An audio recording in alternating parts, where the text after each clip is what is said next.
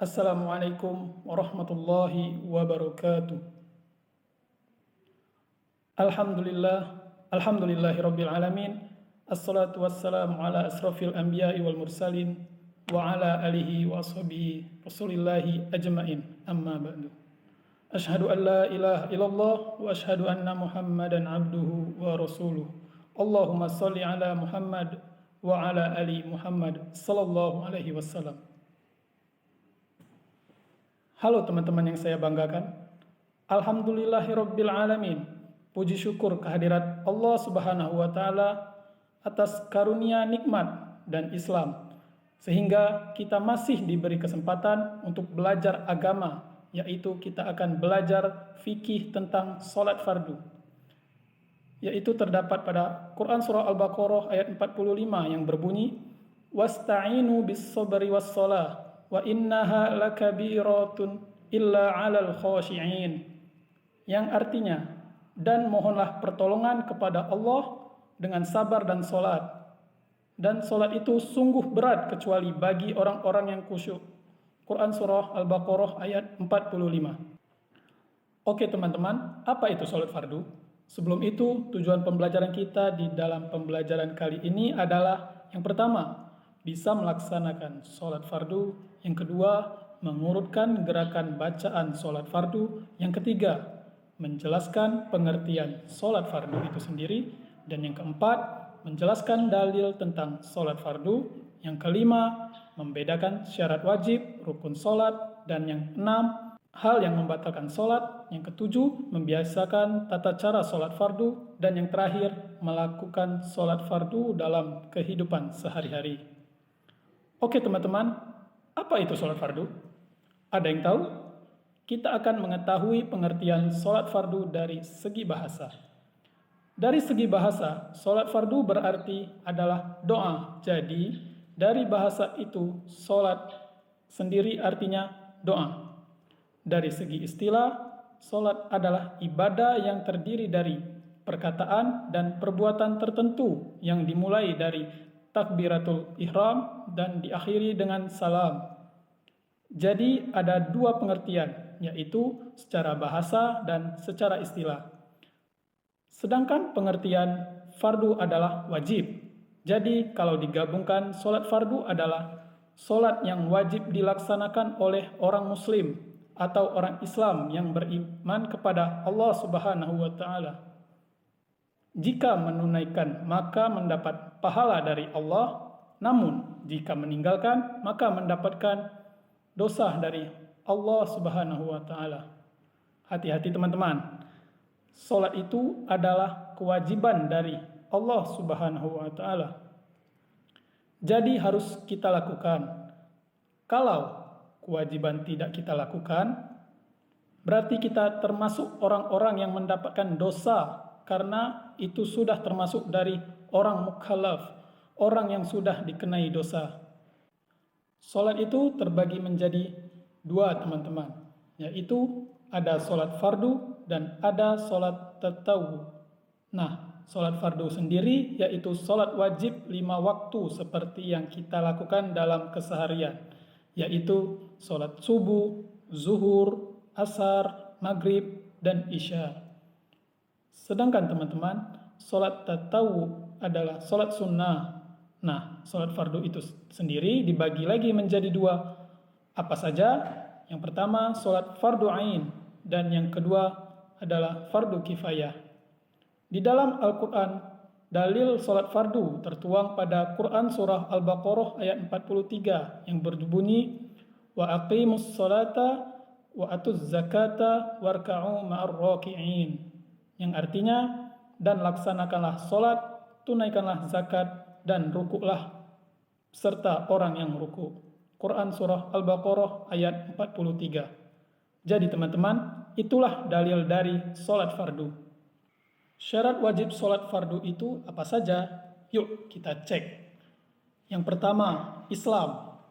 Islam itu diwajibkan untuk sholat. Kalau bukan Islam bagaimana? Tidak wajib. Sholat tidak diwajibkan bagi orang kafir. Jadi Islam itu salah satu syarat wajib sholat fardu. Oke teman-teman. Yang kedua, berakal sehat. Orang gila tidak diwajibkan sholat karena tidak berakal atau tidak terjaga. Yang ketiga, balik atau dewasa, sudah mengetahui mana yang baik, mana yang buruk, mana yang berpahala, mana yang berdosa. Yang keempat, teman-teman, telah tiba waktunya. Jadi, sholat tidak diwajibkan sebelum datang waktunya. Umpamanya, hari ini azan zuhur, lalu sholat asar tidak boleh karena belum waktunya. Ya teman-teman. Jadi, syarat wajib sholat fardu adalah telah tiba waktunya. Kalau waktunya zuhur, ya kita sholat zuhur. Kalau asar, kita waktunya sholat asar. Nggak boleh kita campur-campur. Nah, yang kelima teman-teman, syarat wajib sholat fardu adalah suci dari haid dan nifas. Jadi, ketika dalam kondisi kotor, maka seharusnya bersuci terlebih dahulu. Dan mandi wajib salah satunya ya teman-teman. Selanjutnya teman-teman, kita akan membahas rukun sholat fardu. Ada berapa teman-teman? Ada yang tahu? Oke. Rukun sholat fardu ada 13 teman-teman. Yang pertama adalah niat dalam hati kita. Yang kedua, berdiri bagi yang mampu.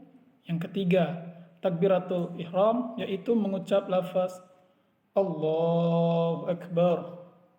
Yang keempat, membaca surah Al-Fatihah. Yang kelima, dilanjutkan dengan ruku dengan tumanina. Yang keenam, bangkit dari ruku itidal. Ketujuh, setelah itu sujud 2 kali dengan tumanina. Yang kedelapan, duduk di antara kedua sujud dengan tumanina. Yang kesembilan, duduk tasyahud akhir dengan tumanina. Yang kesepuluh, membaca bacaan tasyahud akhir. Yang kesebelas, membaca salat Nabi Muhammad sallallahu alaihi wasallam. Yang ke-12, salam. Dan yang terakhir, tertib. Nah, itu adalah rukun dari salat fardu ya teman-teman. Oke teman-teman, selanjutnya kita akan membahas hal-hal apa saja yang membatalkan salat teman-teman. Yang pertama, yang membatalkan salat adalah meninggalkan salat atau meninggalkan salah satu rukun salat. Kalaupun tidak terpenuhi salah satunya, maka salat itu dianggap batal. Yang kedua teman-teman, makan dan minum ketika salat. Contoh, ketika sudah masuk Allahu Akbar, terus ada makanan masih ada di dalam mulut, maka kita harus keluarkan, tidak boleh kita makan. Karena ketika kita makan, maka bisa membatalkan sholat. Ayo, semua makanan yang sudah dimakan di mulut, kalau bisa dikeluarkan. Nah, jangan sampai ada yang tersisa di dalam mulut, karena itu akan membatalkan sholat.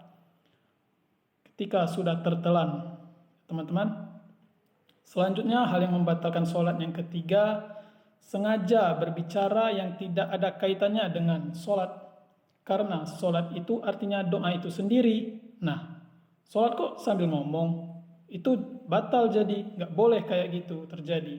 Ketika sholat, ya fokus pada sholat. Jangan sambil ngomong atau berbicara dengan orang lain. Tertawa ketika sholat, nah banyak sekali ini teman-teman. Ketika sholat sambil berbicara atau tertawa, sebenarnya itu adalah membatalkan sholat. Oke teman-teman, selanjutnya yang keempat, yaitu mengeluarkan sesuatu dari depan atau kubul dan belakang atau dubur. Saya kira teman-teman sudah paham apa itu ya. Contoh, kentut, ngompol. Nah, itu tidak boleh dan sangat membatalkan sholat. Karena mengeluarkan hadas atau dalam keadaan berhadas, mengeluarkan najis ya. Karena dengan mengeluarkan najis itu, maka orang tersebut sedang berhadas. Harus disucikan terlebih dahulu, baru melaksanakan sholat. Dan yang terakhir, hal yang membatalkan sholat adalah melakukan banyak gerakan selain gerakan sholat. Jadi teman-teman, ketika kalian sholat, yuk kita fokus kepada Allah Subhanahu wa Ta'ala. Jangan banyak gerakan-gerakan, diminimalisirkan.